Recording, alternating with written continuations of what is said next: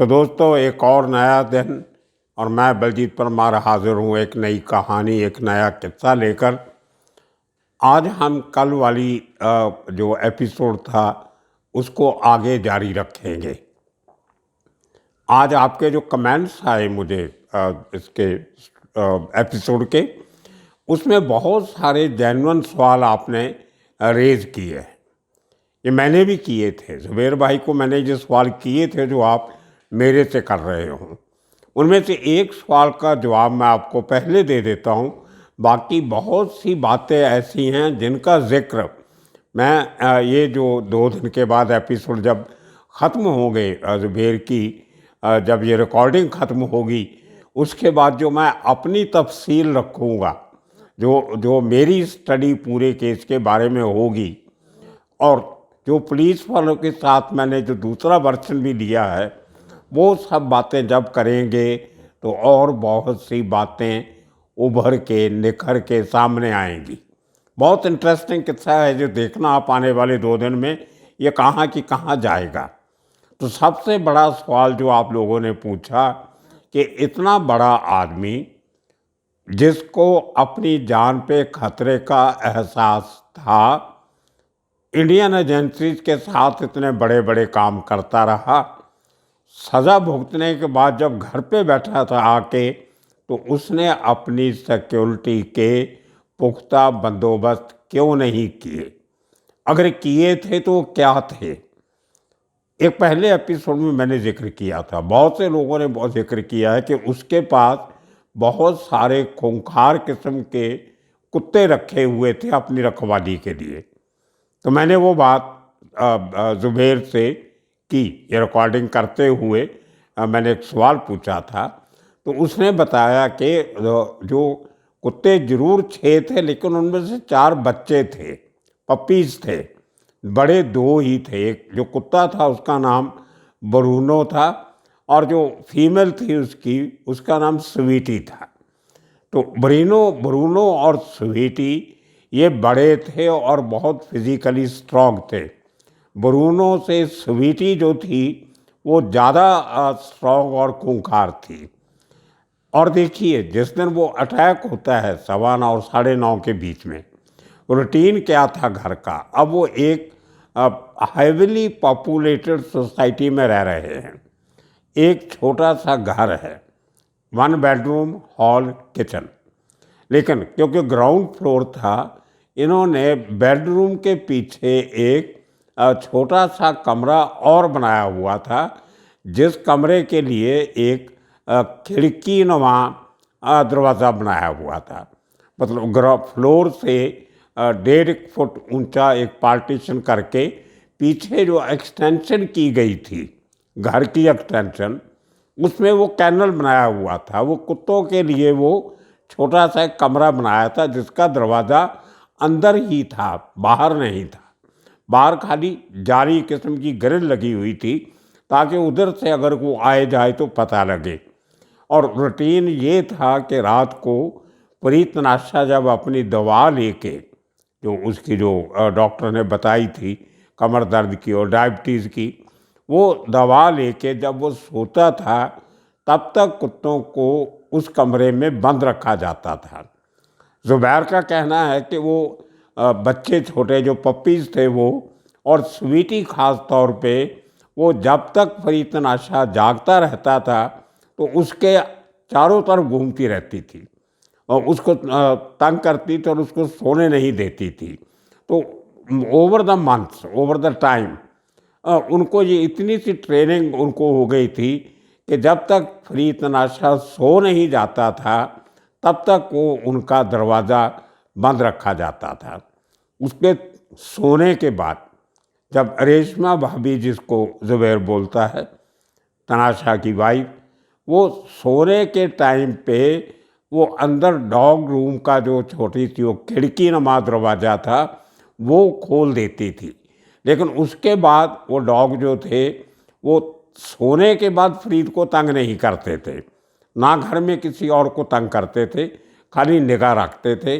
पूरे घर के अंदर बाहर का आदमी आए तो वो कंट्रोल कर सकते थे। उस दिन हुआ ऐसे कि ज़ुबैर ने मुझे बताया कि जब ये खाना खा रहे थे, खाना खाने के पहले पप्पीज़ को खाना खिलाया जाता था, उनको उनकी खुराक दे के, और ब्रूनो और स्वीटी को उनका खाना खिला के उनके कमरे में बंद करके, वो अंदर का छोटा दरवाज़ा जो बेडरूम के अंदर था उसको बंद करके फिर हम लोगों ने खाना खाया। तो मेरे आने के बाद, जब ज़ुबैर के आने के बाद जब फरीद नाशा सो जाता था, तो 10:30 11 बजे जब उसकी बीवी और बेटी सोने की तैयारी करते थे, तब वो जो डॉग हाउस का जो दरवाज़ा था वो खोला जाता था। तो ये एक बड़ी एक इंटरेस्टिंग फैक्टर है जो मैं आपसे शेयर करना चाहता था।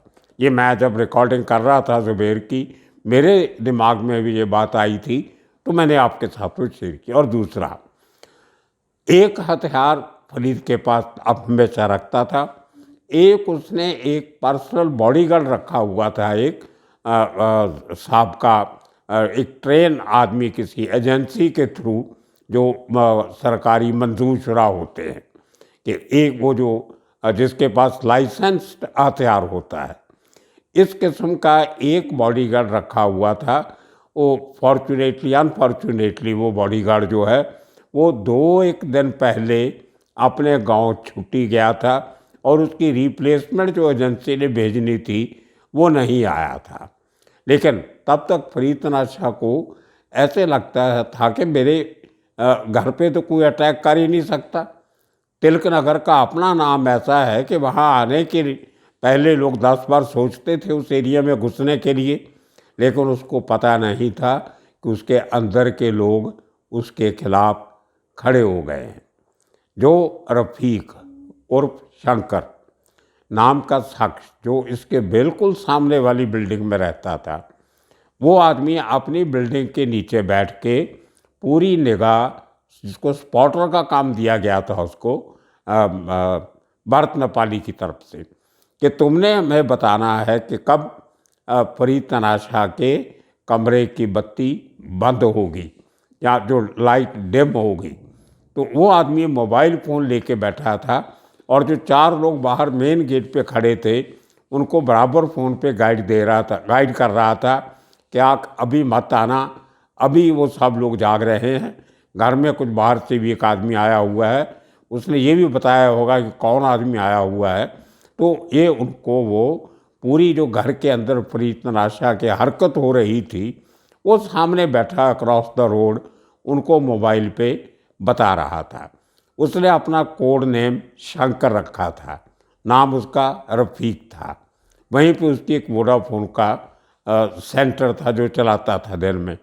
तो उसकी गाइडेंस के मुताबिक जो 4 आदमी वो आए, 4-5 आदमी, जब वो आए तो ये आदमी बाहर निकला, उसने उनको बोला कि आप अभी रुकना मत, सीधे सीढ़ियाँ चढ़ के ऊपर चले जाओ ताकि इस आदमी को शक नहीं हो।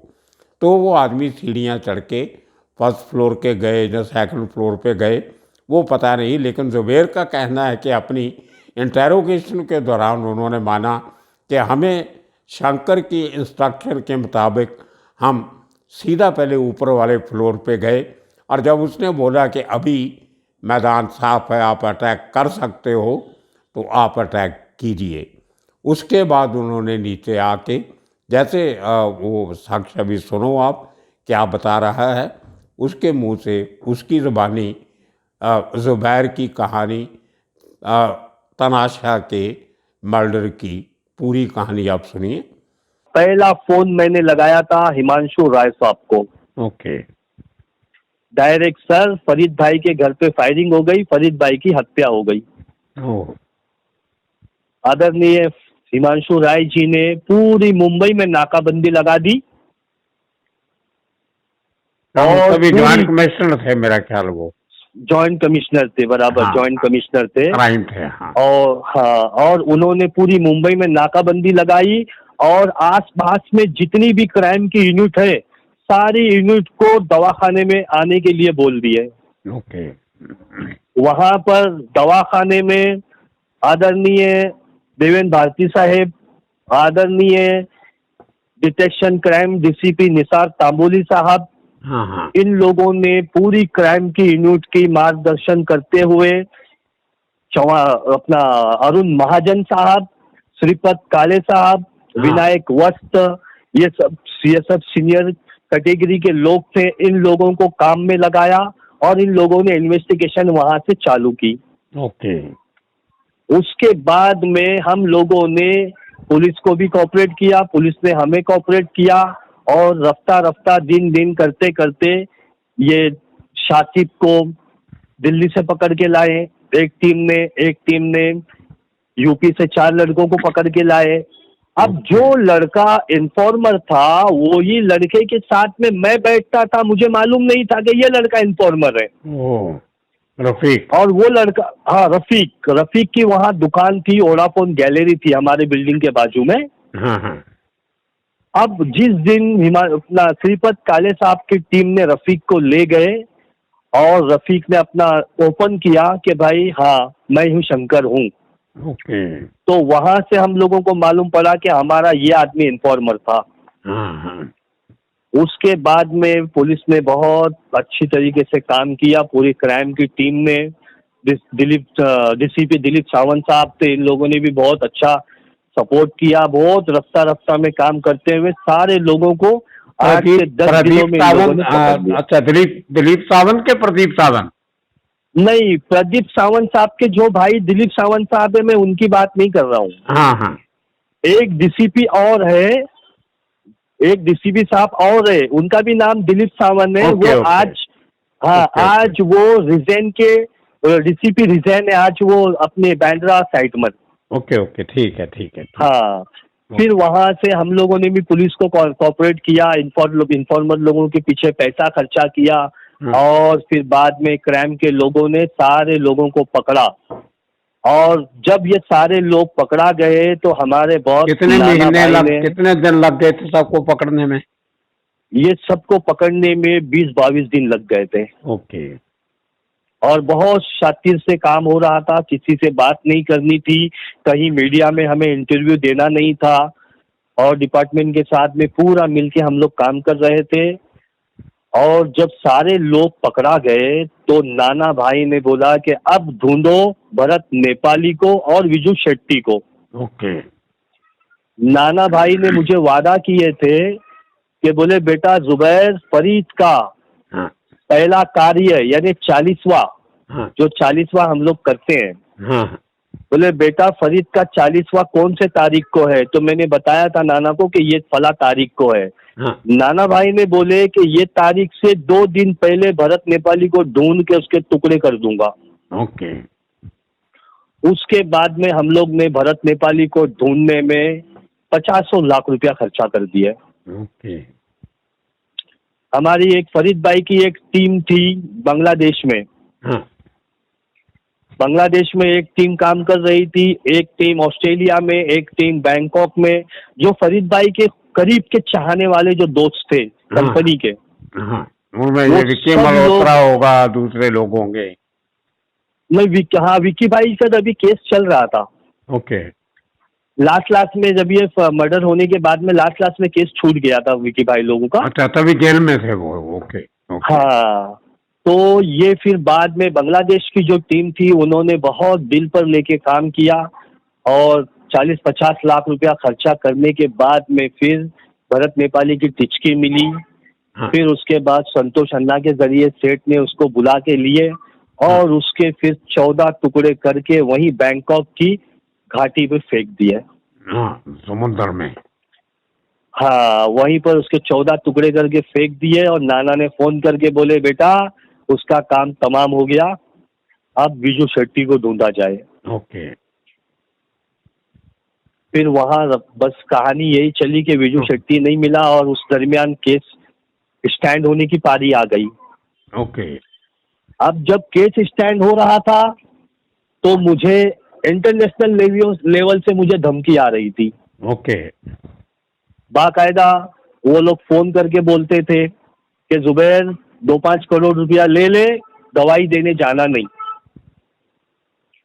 वो कौन अगर लोग हो दवाई सकते हैं? आपको क्या लगा कौन हो सकते हैं वो लोग?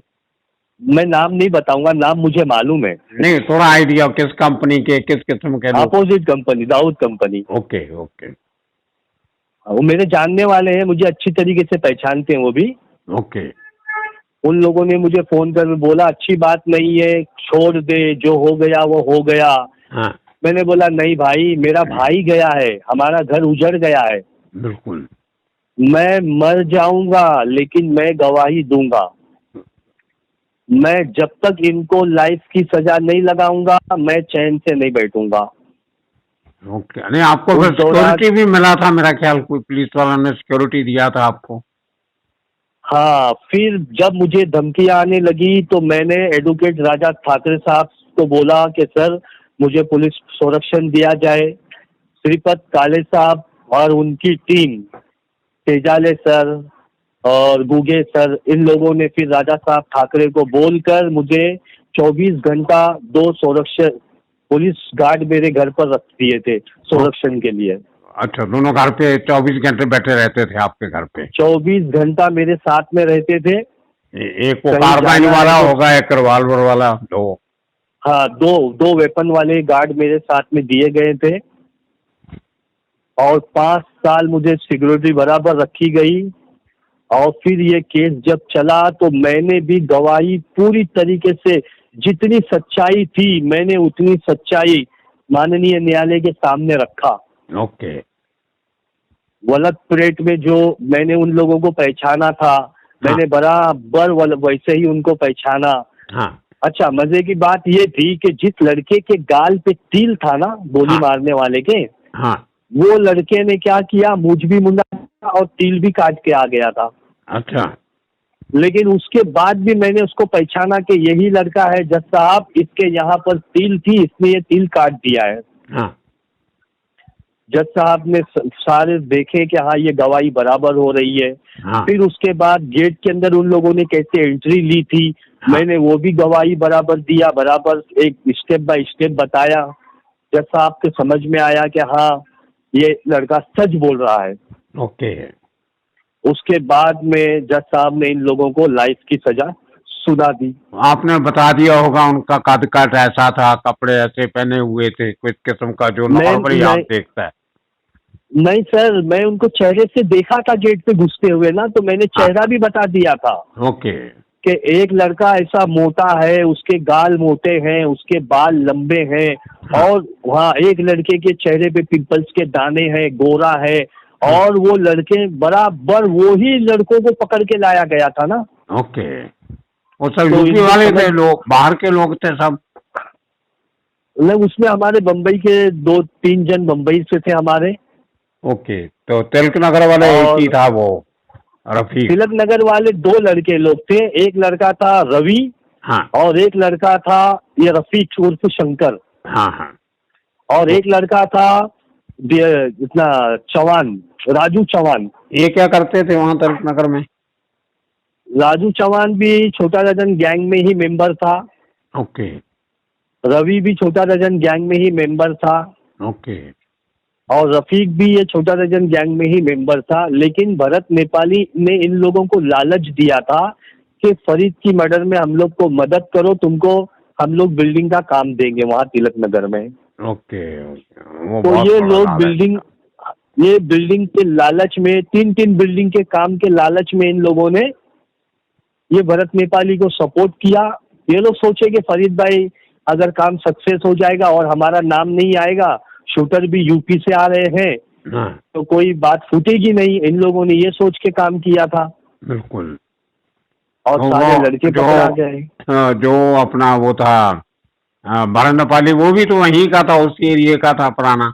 भरत नेपाली फरीद भाई का नंबरकारी है, हाँ लेकिन ये जो 75 लाख रुपए की जो बात आई थी ना, जो माँ बहन पे गालियां दी गई थी, वो उसको एक बुरा लगा था कि फरीद ने मुझे सेठ के बोलने पे मुझे गालियां दिया, हाँ और सेठ भी उसको गाली दे रहे थे भरत नेपाली को। हाँ। तो वो समझ गया कि अब ये बात बहुत बिगड़ गई है, इसलिए इसने सोचा कि मैं छोटा शकील से मिलकर मैं अपनी एक अलग गैंग बना सकता हूँ, और हो सकता है वो शकील भाई से बातचीत भी किया होगा और उसके बाद में फरीद भाई पे हाथ डाला होगा। हाँ ये वो अंडरवर्ल्ड में कुछ ये भी भी हो हो जाता सकता है है, कभी।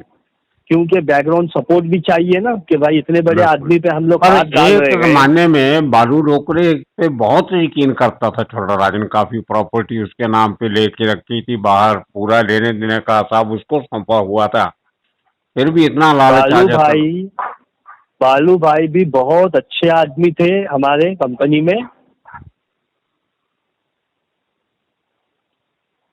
हाँ जी।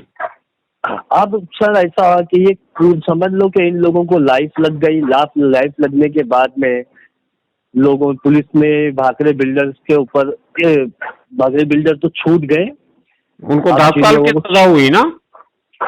भाकरे बिल्डर को 10 साल की सजा लगी थी, हाँ। राजू चौहान को 10 साल की सजा लगी थी, हाँ। रवि को 10 साल की सजा लगी थी, और दूसरा एक साइन वाला एक शेट्टी है, सुधाकर शेट्टी, हाँ।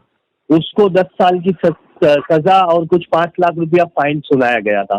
ओके। और शाकिब और जो शूटर लोग थे, शाकिब है, निखिल है, रवि है, इन लोगों को सबको रफीक उर्फ शंकर, इन लोगों को लाइफ लगी थी। ओके। तो ये छूट के आ गए, जो 10 साल वाले थे बाहर आ गए अभी। ये 10 साल वाले अभी बाहर आ रहे हैं आहिस्ता आहिस्ता। इनको सजा तो 2017 में हुई थी ना, लेकिन वो तब से बाद में बेल नहीं हुई होगी ना इनकी, हाँ, 2010 के बाद अंदर ही नहीं होंगे। नहीं, इन लोगों ने बेल लिए थे, लेकिन हम लोग सुप्रीम कोर्ट जाकर इनकी बेल कैंसिल कराए थे हमने। तो अभी इसका भाखड़े का काम चालू है वहां पे तिलकनगर में, बिल्डिंग बिल्डिंग बना रहा नहीं है? नहीं, अभी भाकरे को कॉलोनी में खड़ा करने नहीं देते हैं, सेठ मना कर दिए, कॉलोनी में दिखना नहीं। ओके। भाकरे का जो काम था उसको वहीं से छोड़ने ऑर्डर दे दिया गया है हाँ। कि अब तो कॉलोनी में जितने लोग कॉलोनी के थे फरीद भाई के मर्डर में, वो छूटने के बाद भी कॉलोनी में कदम नहीं रख रहे हैं। ओके। उनको ये मालूम है कि नाना भाई हमारी विकेट निकाल देंगे, हमको जिंदा रहने देंगे नहीं। हाँ। तो अपनी इसलिए वो वो पहले दहशत बात से नहीं थोड़ी आ थी, रहे हैं। इसमें एक गवाह आप भी थे और रेशमा भी गवाह थी दूसरी, मेरा ख्याल 2 मेन विटनेस थे। हाँ हाँ, रेशमा भाभी भी गवाह थी, मैं भी गवाह था, और मेरी एक भतीजी है अर्शिया, वो भी गवाह थी। वो घर के अंदर खाना खाना खा रही थी, वो भी गवाह थी उसकी देखने कितनी वाली। उम्र थी तभी भतीजी की आपकी? मेरी भतीजी की उम्र उस वक्त थी 18 साल। अच्छा, बड़ी थी वो, बनी इतना अच्छा की हाँ बेटी? बड़ी थी। हाँ उस नहीं नहीं, मेरी हाँ। मेरी मेरे सगे भाई की जो बेटी थी ना, हाँ। वो भी फरीद भाई के घर में रहती थी वो भी। ओ अच्छा, ओके। तो फरीद के बच्चे तो हाँ, छोटे थे तभी? फरीद भाई की बेटी का नाम था नौशीन, वो छोटी थी। छोटी थी, हाँ। हाँ वो छोटी थी, 4 साल की थी वो। वो भी उसी बेडरूम में थी, वो शुक्र है उसको गोली नहीं लगी गई। हाँ, नहीं उसको गोली नहीं लगी, उसका मुंह जो था, उसका मुंह टीवी की तरफ था। और इन लोगों ने क्या किया सर कि दरवाजा इन लोगों ने खोला नहीं, हाँ। इन लोगों ने सिर्फ एक हाथ अंदर जाना चाहिए इतना ही दरवाजा खोल के अंधाधुंध गोलियां चला दी। ओके। और भाभी का जो चेहरा था वो टीवी की तरफ था और भाई सो रहे थे। हाँ।